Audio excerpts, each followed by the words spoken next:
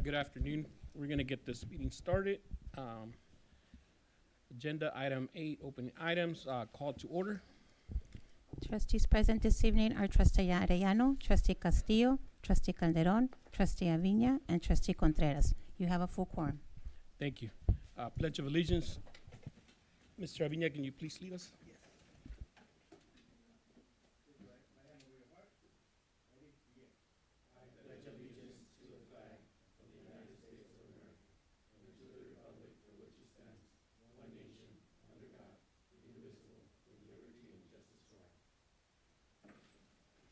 Thank you.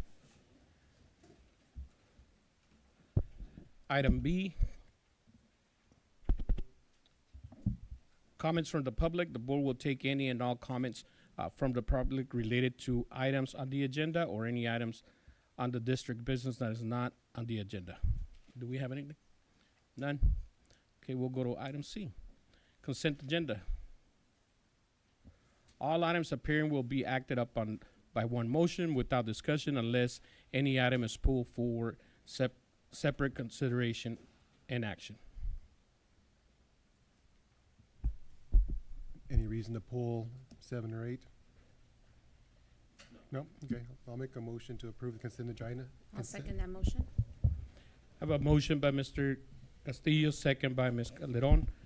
All those in favor, please signify by saying aye. Aye. Aye. Motion passes 5-0. Move to item D, informational items, superintendent's report. Thank you, President Contreras. As we see by the beautiful walls here in the back of our boardroom, March is National Nutrition Month, and March 3rd through March 7th is National School Breakfast Week. Ms. Kim Frenzel, the California Department of Education Director of Nutrition Services Division, states that March is a National Nutrition Month, and this year's theme is Food Connects Us. Food plays a powerful role in connecting us to our health, families, friends, schools, culture, and environment, and school meals provide an opportunity for our students to connect with each other. On behalf of the entire school district and our Calexico community, I would like to thank our Calexico Unified School District Nutrition Services Department under the leadership of Ms. Araceli Alonso for the incredible work that they do in providing breakfast, second chance breakfast, school lunch, and after-school supper for our students. Your dedication is an integral part of the school and educational experience we provide for our students. Also, I would like to congratulate Ms. Polans and our Calexico Bulldog FFA program for their outstanding work at the Imperial Valley County Fair. Once again, this year they have made us proud, representing Calexico Unified with superior showmanship, skills, and knowledge in the numerous show categories, as highlighted by bringing home over 60 ribbons, including first, second, and third place ribbons. Congratulations to and Go Bulldogs FFA. Last night, I had the opportunity of attending the astronomy night at Dual Elementary School. It was another great event put together by our instructional technology and informational technology departments, our host school, Dual Elementary, and our partners with the Blue Dot Partnership. The night gave our students and their families the opportunity to participate in a variety of STEAM and astronomy activities, including augmented reality, robotics, and getting a direct look at our beautiful Imperial Valley night skies through high-powered, high-definition telescopes. It was a full house, and it was a good time for all. Alongside with Trustee Avina, Personnel Commission Director, Ms. Navarro, we assisted Ms. Araceli in serving 300 hot dogs to our students and families. Ms. Navarro was at the bread and hot dog station, Mr. Avina was at the cheese and onion station, and I was at the chili bean station. And I think we did a pretty good job because Ms. Araceli told me this morning that she wants to hire us. So we'll look a little bit more into that. This morning, I had the opportunity of visiting alongside with Trustee Castillo, Enrique Camarena Junior High School. I want to thank Principal Romero for hosting us. We had the opportunity of seeing the exciting work that is taking place at Enrique Camarena. We saw students engaged in their morning reading block. We got to visit the Paxton CTE lab, which I also want to add. I'm excited to share that our Enrique Camarena Paxton CTE lab is being identified as a model Paxton CTE lab, and we'll soon be hosting a showcase. And we got to see our teachers engaged in a data reflection as we measure learning growth in a content-based California state standards aligned analysis. Thank you to Mr. Romero, Enrique Camarena Junior High School staff, Mr. Mike Castillo, and our students for your hard work and dedication that is being done at Enrique Camarena. And finally, next week, it's our elementary school's open house. Our schedule for next week, March 19th at 5:30 p.m. So I ask for all of our community and our parents to please refer to your child's elementary school for more information on your open house night. Again, it's scheduled for next March 19th at 5:30 p.m. We hope to see you all there. Thank you, President Calderon, Contreras. Thank you, sir. Insurance Committee, Mr. Romel Guerrero.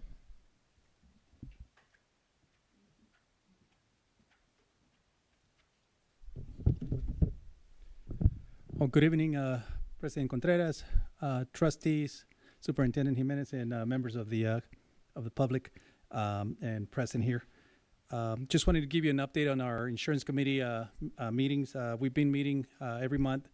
Last month, CISC released their ranges for insurance, for health insurance ranges. And as you know, we in California, we've had a lot of incidents, a lot of different events that are affecting our insurance rates. As a result, we are looking at an increase range between 7 and 9% across Imperial Valley, right? These ranges are for Imperial Valley. We will know our exact rate the first week of April. So I'll be bringing you guys an update on that. In addition to that, we've been working on expanding our wellness program, right? And really encouraging every employee in the Calexico Unified School District to enroll in the Personified app. There's lots of benefits that come with the enrollment, including the ability to earn points and turn those points into cash through the app itself. So I also encourage the board, our trustees, to join us on the Personified app and join a challenge on that app. Okay, so on that note, any questions on the insurance committee or about the insurance committee? All right, thank you very much.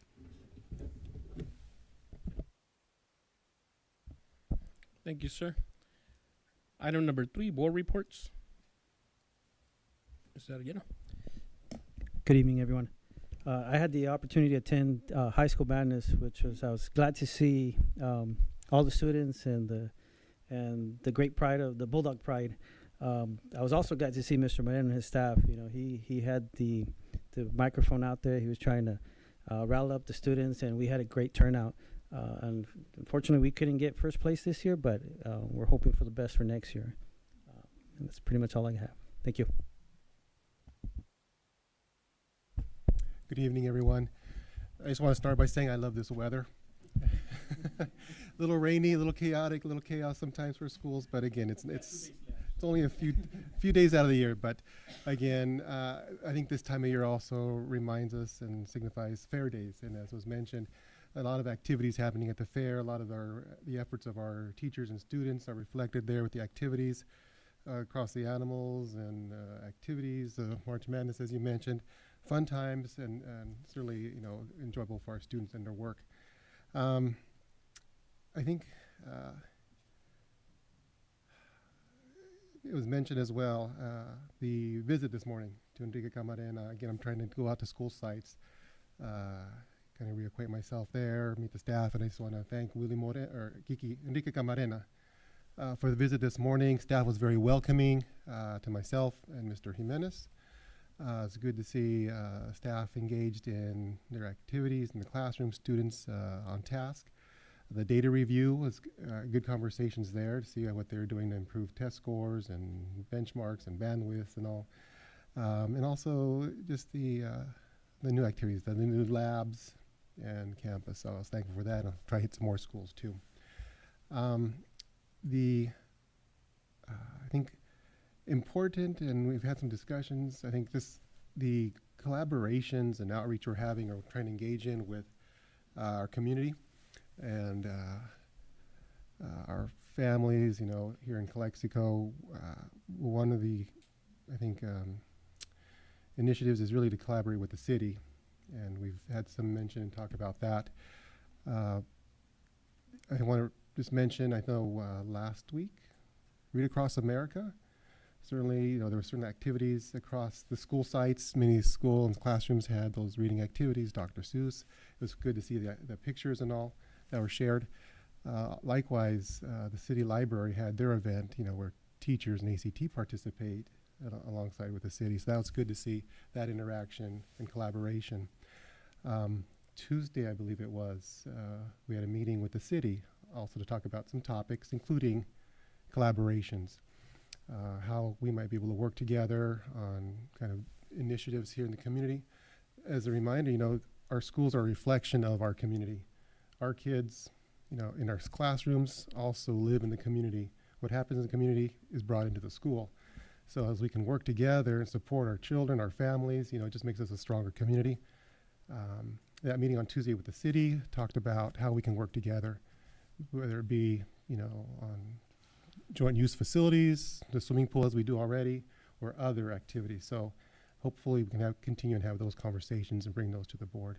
And there are other conversations at that meeting, but I'll let those be shared later.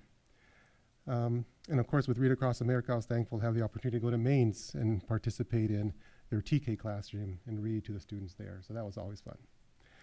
And I'll leave it at that. Yes, I'd like to thank Superintendent Jimenez for your successful efforts, Superintendent, in bringing or putting a committee together with the city and the school district and talk about the much needed growth that our city is in need of. And it's good to see how both agencies are considering it a priority.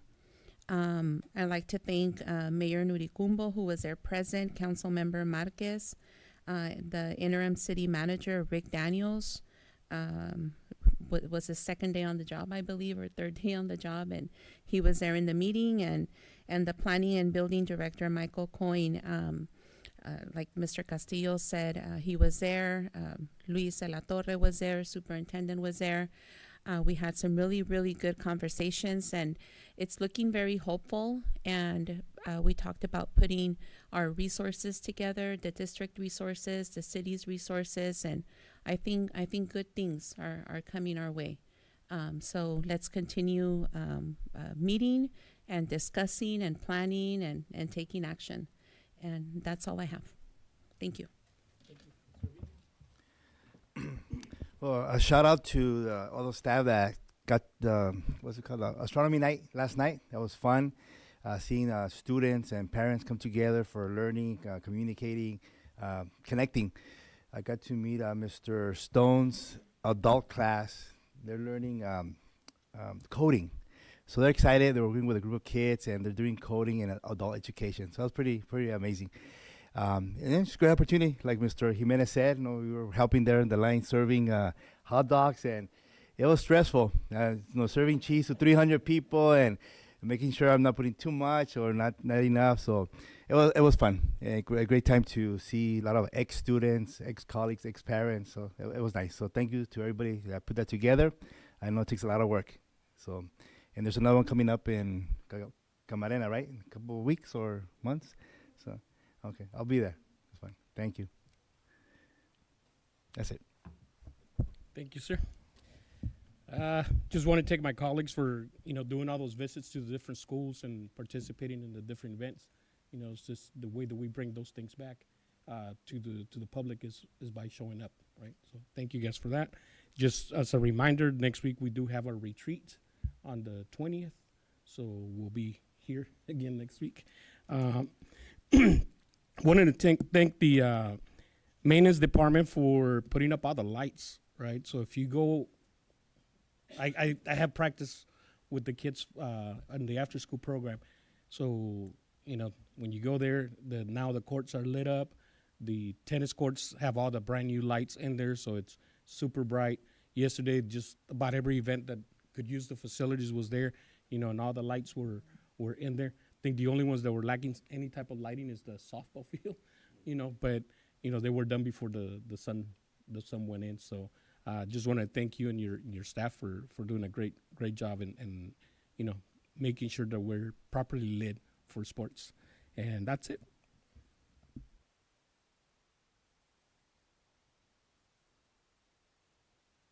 We'll go into E, action items, consideration and action approval of the following items.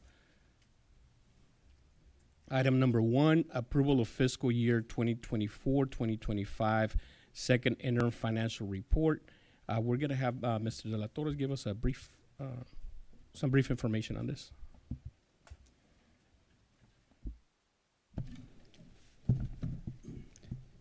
Good evening, President Contreras, trustees, Superintendent Jimenez, Calexico team, and the community joining us this evening.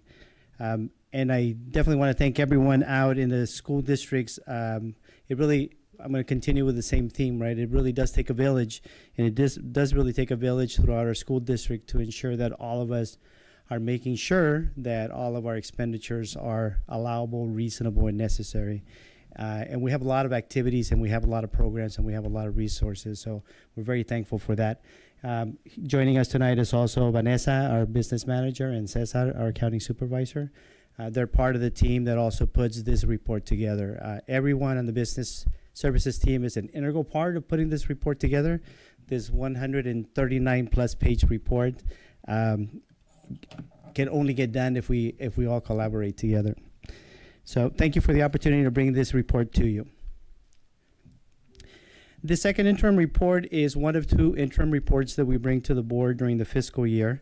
And it gives us the opportunity to take a look at our actual expenditures through January 31st and work with our directors, work with all our coordinators to project the rest of the fiscal year, right? So nothing is ever linear in the work that we do, right? We don't just take 7 months have gone by and divide it by 7 and then extrapolate that data and say this is where we're going to end up.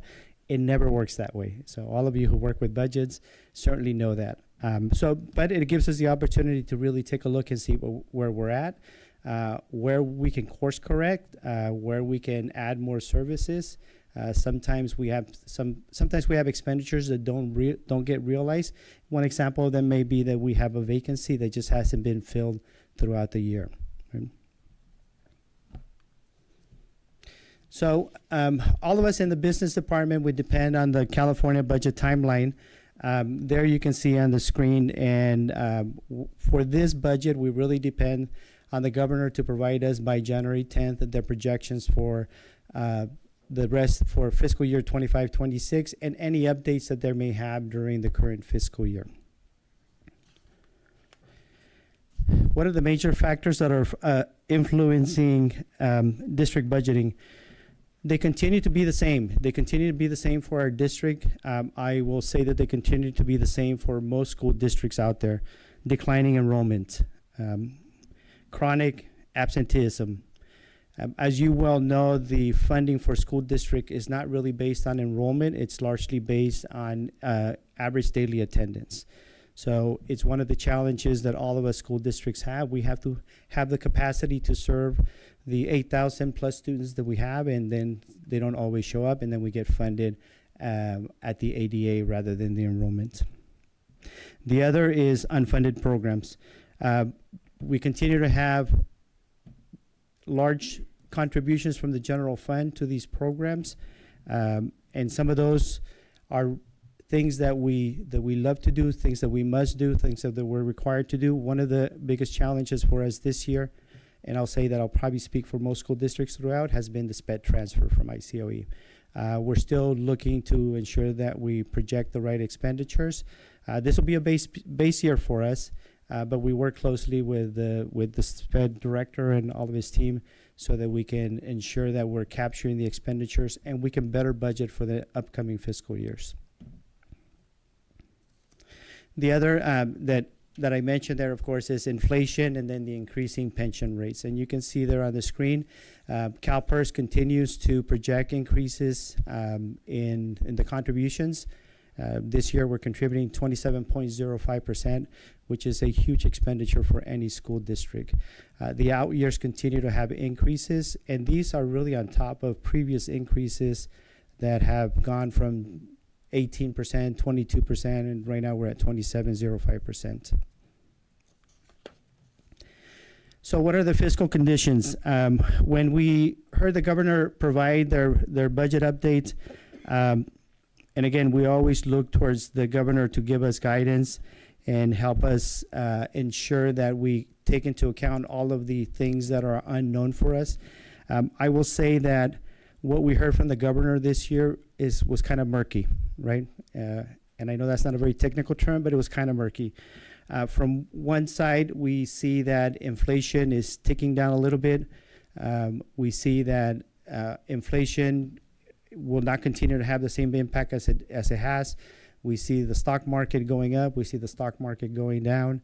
The LAO provides a more conservative approach to the funding.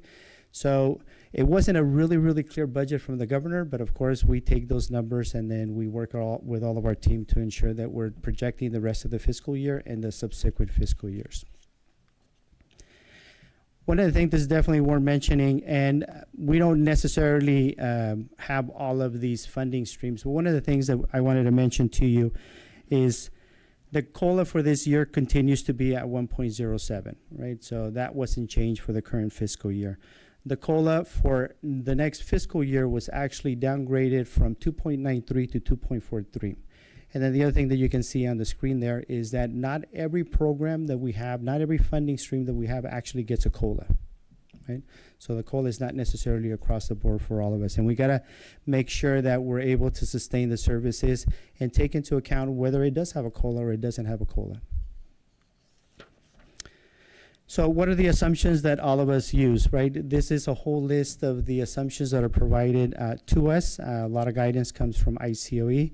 I highlighted there the fact that from the first interim report, we were projecting for fiscal year 25-26 the 2.93% COLA, and you see there in the yellow that has been downgraded to 2.493%. You see on the screen as well that our enrollment continues to decline, and also our ADA, and of course, and as I mentioned before, that's how we get funded.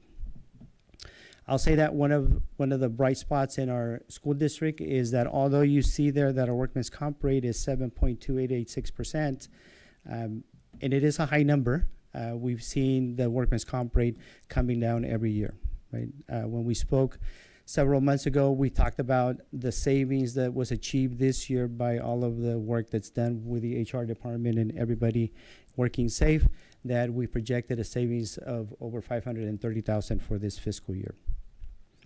So the loss of funded ADA, as you can see there at the bottom, the ADA alone for us means about $4 million less in LCFF revenue for the next fiscal year. So in this slide, you'll see, and again, we're talking about the second interim. During the second interim, we take a look and we compare it to the first interim report. Right?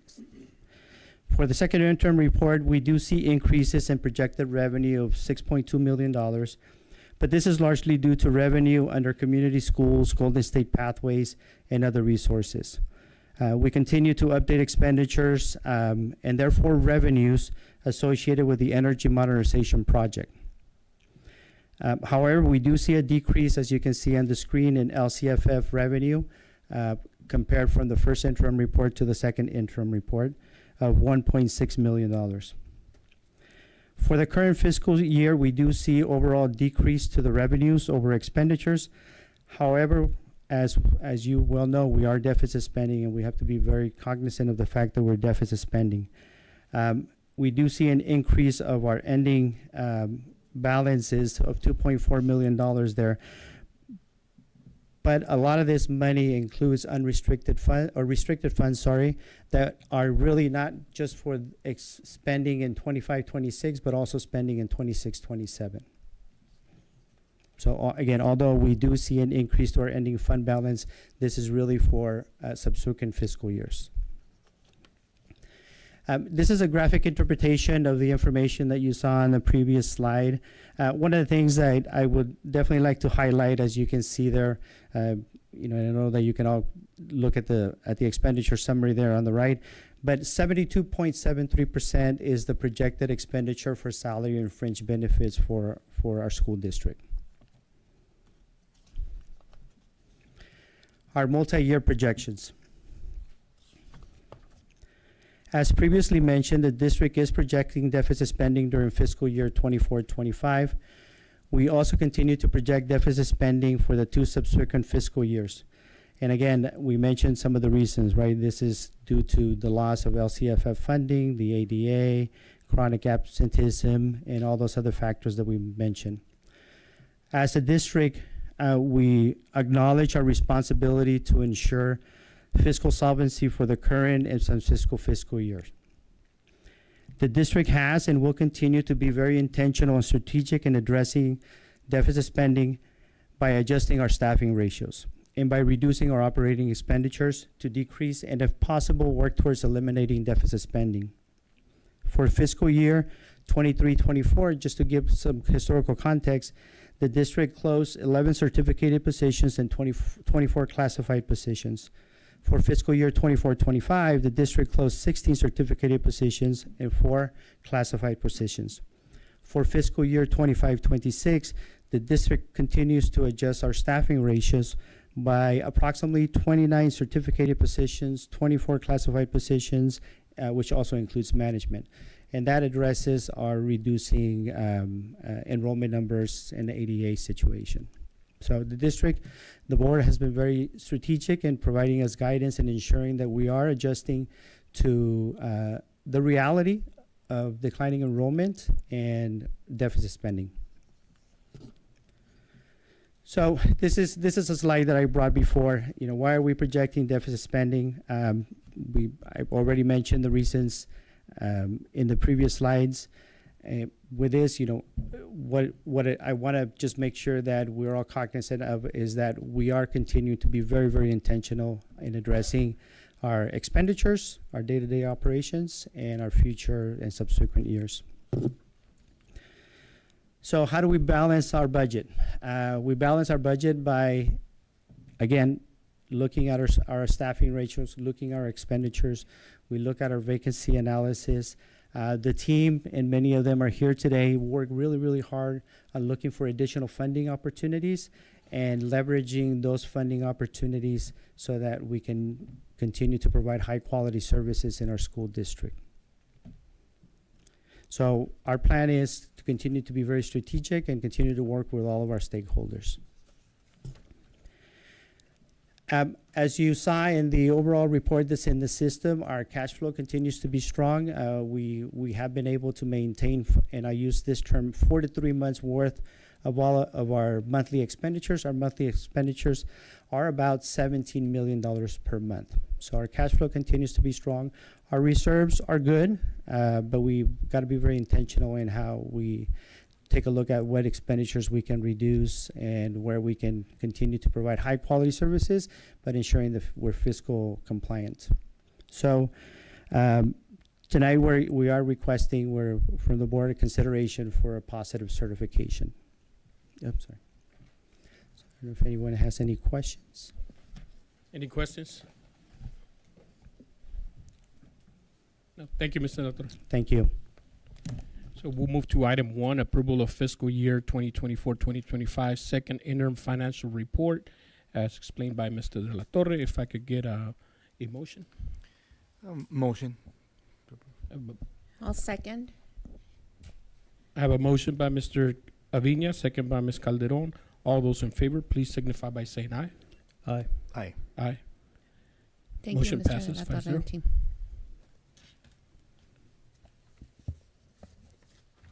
Item number 2, approval of physical education exemptions, permanent request waivers for 11th grade students at the Calexico High School. I'll make the motion to approve the item as read. I'll second. I made the motion, second by Mr. Arellano. All those in favor, please signify by saying aye. Aye. Aye. Aye. Motion passes 5-0. With that, question, I might just follow up with that. This waiver, are there any other pending fee waivers to come? I believe that concludes all of our waivers for this year. Yes. Thank you. Item number 3, agreement between Calexico Unified School District and the Department of the Navy through the Naval Service Training Command for the continuation of a NJROTC unit at the Calexico High School. I make a motion to approve. I have a motion for approval by Ms. Calderon, I'll second. second by Mr. Arellano. Any questions or comments? All those in favor, please signify by saying aye. Aye. Aye. Aye. Motion passes 5-0.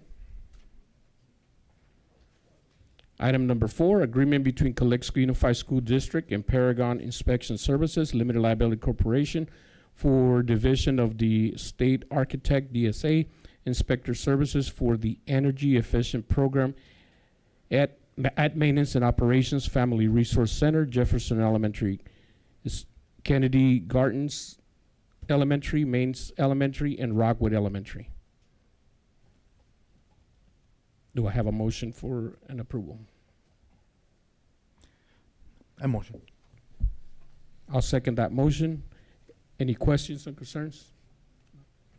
I have a motion by Mr. Avina. I second that motion. All those in favor, please signify by saying aye. Aye. Aye. Aye. Motion passes 5-0.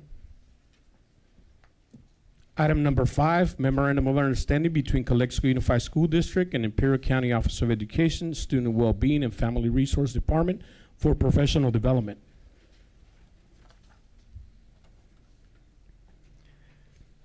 I motion to approve. Have a motion for approval by Mr. Avina, I'll second. second by Mr. Arellano. Any questions or concerns? Just a comment. I think many times professional services we are subscribing to or paying for. In this case, they're paying us for professional service. Kind of the reverse this time. Huh?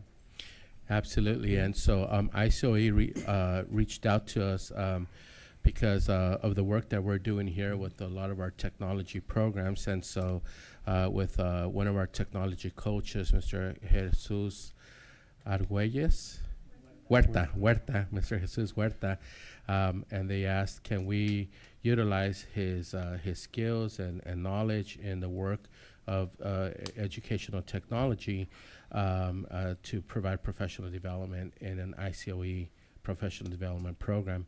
And so they're actually, ICOE is reimbursing us, paying us for the stipend that for Mr. Huerta to participate and do that work. Thank you. Any other questions? Let's just make sure that they don't steal him. Right? We want him back. You know? ICOE has Let a him history come of back. Yeah. stealing our people. That's Yeah. All those in favor, please signify by saying aye. Aye. Aye. Aye. Motion passes 5-0. And I guess that's why the MOU was there. Item number 6, bid award and approval agreement between Calexico Unified School District and A&N Quality Builders Incorporated for Kennedy Gardens Transitional Kinder Building Phase 2 site improvements. And we're going to have Mr. Jimenez give us a brief explanation. Thank you, Mr. Contreras. So a couple years ago, the district took the opportunity of seeking funding from the state to provide our transitional kindergarten programs the appropriate facilities that are required to have for students, and having the proper square footage of a classroom, having a proper restroom in the classroom. And so the district was applied for the grant, and we did receive the grant of a little over $800,000 for this work. Now, upon now having to do this work and having this project approved by DSA, DSA then says, okay, as we're looking at this project, we're also going to look at the entirety of your school and make sure that the entirety of your school is also, in compliance with, things that, whether it's ADA compliance regulations or different regulations. And so in doing so, it's what we called land improvements, right? So DSA pointed out several things that we need to do as part of this project, like, for example, rerouting our fire lane, which is required, by state law and our local fire marshal to be in compliance with the appropriate fire lane around the school in case, heaven forbid, but that there is a fire trucks and first responders need to have a way to get, around the school and get to the areas that they need to get to. There's also other areas like, pathways from the parking lot to the school that we need to update and upgrade. The other thing that, in working with our engineering architect company with Sanders Incorporated, Jimmy Sanders and his company, is that Kennedy Gardens is one of those schools that has very aging infrastructures. Our plumbing, as we just had an incident a month or 2 months ago, overflows. The sewage, backs up and it comes out through the drains and the restrooms, and we have sewer water, inside of the building, which is not a good thing, right? We don't want those things to happen. So adding more sewer lines to an aging sewer system that is already struggling would only make that even worse, right? It would increase problems that we have with things such as that. So part of this project is to create a new sewer line, right, and connect it to the street, and then any future fixes be able to use a new sewer line and not continue to overburden the existing sewer line. So part of the project of putting this beautiful 800,000 double wide kindergarten kinder classroom with restrooms inside and meeting all that compliance required an additional land improvements that are not only for this one room. It might seem like we're approving this $1.2 million for one room. No, we're not. It's the entire school is going to benefit from this project. It stemmed and rooted from this transitional kindergarten room, but it's going to have a benefit for the entirety of the school. So as we can see right here, there's site improvements, including the parking lot, the foundation, includes the fire alarm systems, and it does include the new building. It does include data, audio, video equipment.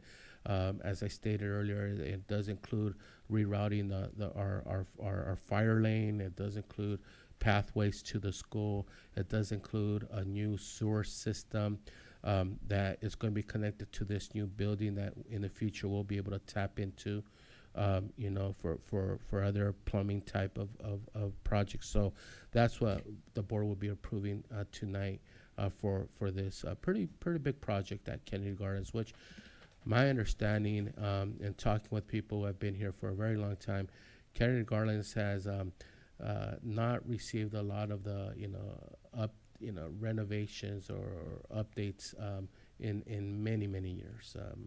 I've heard like certain things are 30, 40, 50 years old, and it's time that to send a little bit of a TLC to Kennedy Gardens and support them with this work. Thank you, Mr. Jimenez. Any questions? Do I have a motion for approval? I'll make a motion.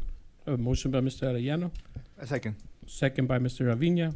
All those in favor, please signify by saying aye. Aye. Aye. Motion passes 5-0. Wow.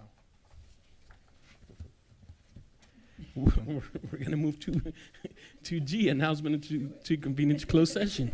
We'll be back.